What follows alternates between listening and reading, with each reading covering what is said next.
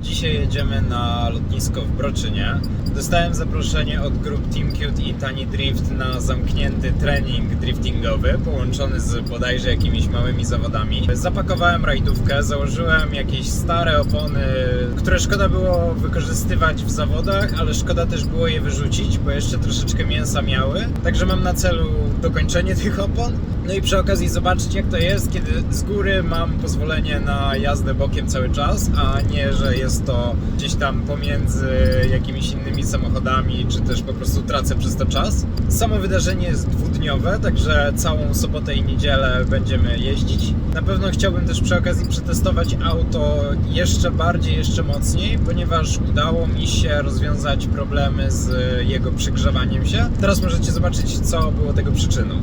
Tu jest seryjny czujnik temperatury silnika, natomiast jest to czujnik, który powinien wysyłać sygnał do komputera silnika. Tam z tyłu, raczej go nie będzie widać, tam jest drugi czujnik temperatury, który wysyła temperaturę do tej seryjnej wskazówki temperatury tam na liczniku.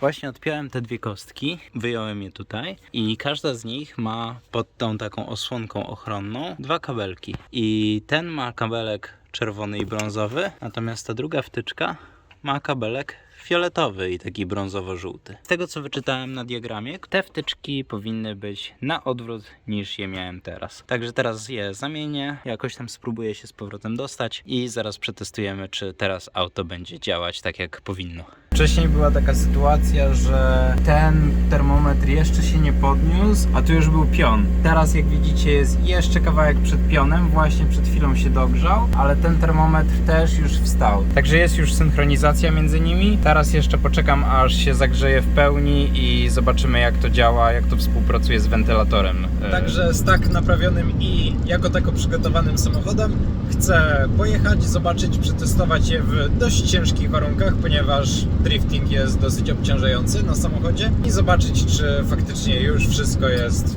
absolutnie tak, jak być powinno.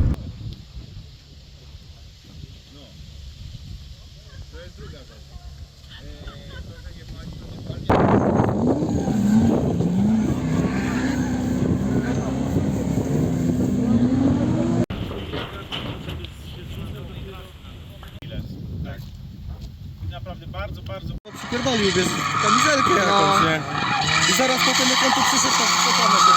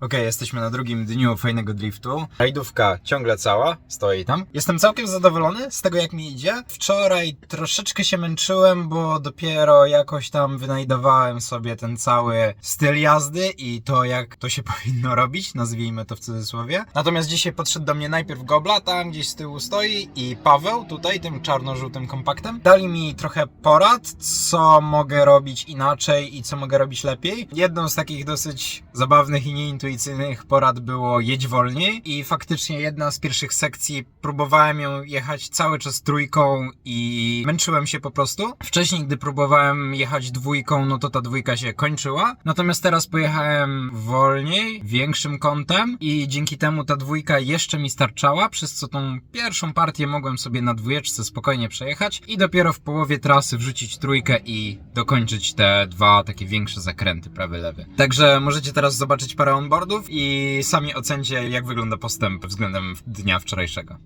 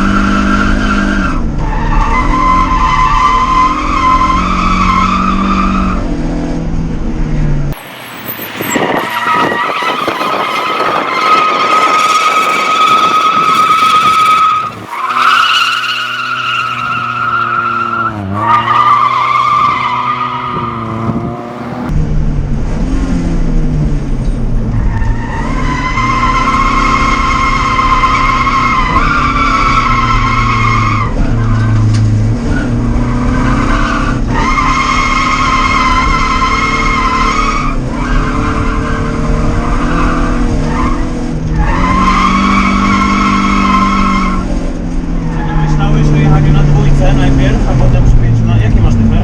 4,4 i ta dwójka mi się... Bo masz takie 3,5 tysiąca, no dopiero się zaczyna gadanie tego silnika, nie? Ja wiem, ale dwójka stoi się kończy szybko. Mogę ci pokazać.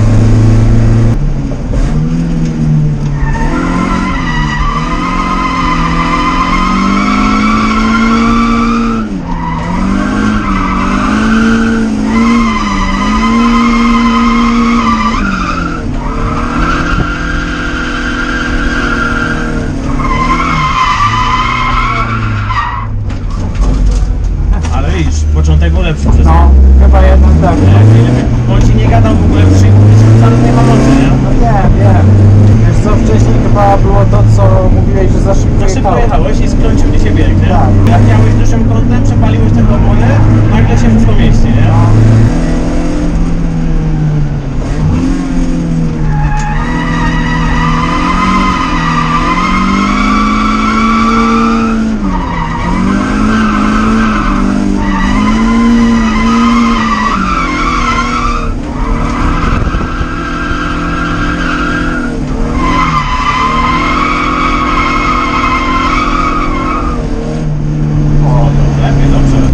Pierwszy raz mi dym do środka naleciał.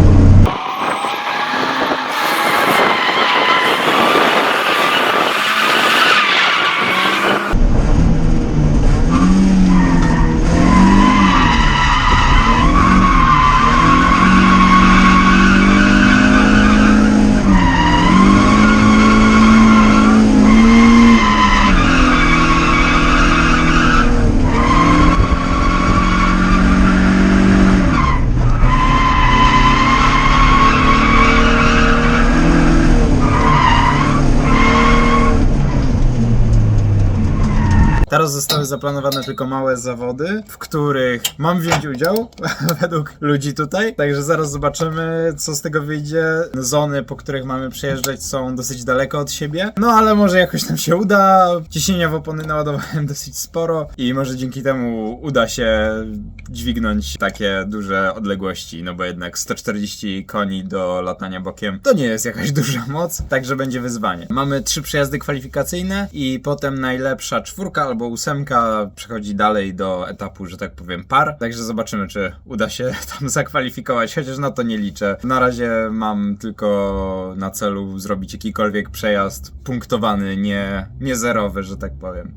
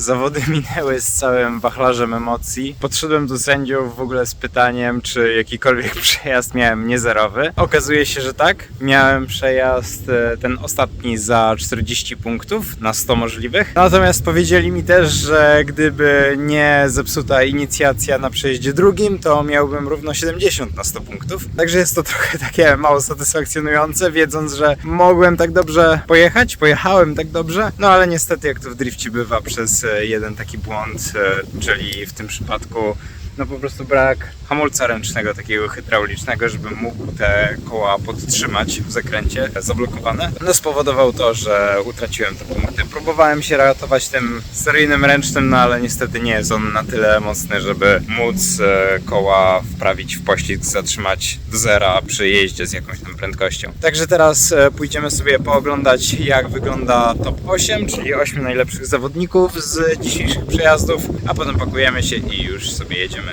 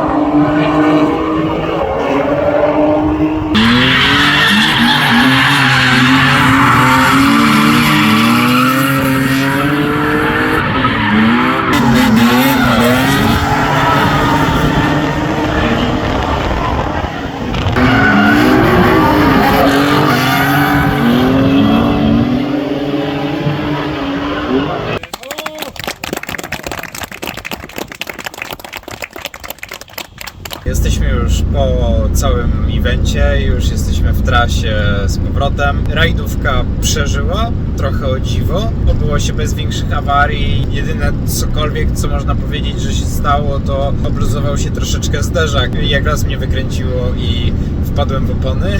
Natomiast w perspektywie tego, jakie awarie inni mieli, nie jest to absolutnie nic wielkiego. Udało się to naprawić przy pomocy jednej śrubki. Także jak na dwudniowe wydarzenie driftingowe, myślę, że jest to bardzo dobrze. Z tego, co bardziej doświadczeni ludzie mi mówili, mi też całkiem nieźle szło. Także też fajnie było to usłyszeć. Myślę, że najbardziej brakowało mi jakiegoś hydraulicznego hamulca ręcznego, ponieważ przy jeździe takiej właśnie już co do, może nie powiem milimetra, ale jakiegoś tam centymetra, taka forma czy korekty, czy czasem też ratowania się, myślę, że pomaga. Kuba dał mi się przejechać swoim E46 sedanem, który taki ręczny miało i było to naprawdę spore ułatwienie. Przez całe wydarzenie parę razy mnie oczywiście wykręciło, czasem zdarzyło mi się przesadzić, natomiast myślę, że znaczna część z tego typu incydentów była do uniknięcia, jeżeli właśnie bym miał sposób zaciągnięcia takiego ręcznego, troszeczkę się podciągnięcia,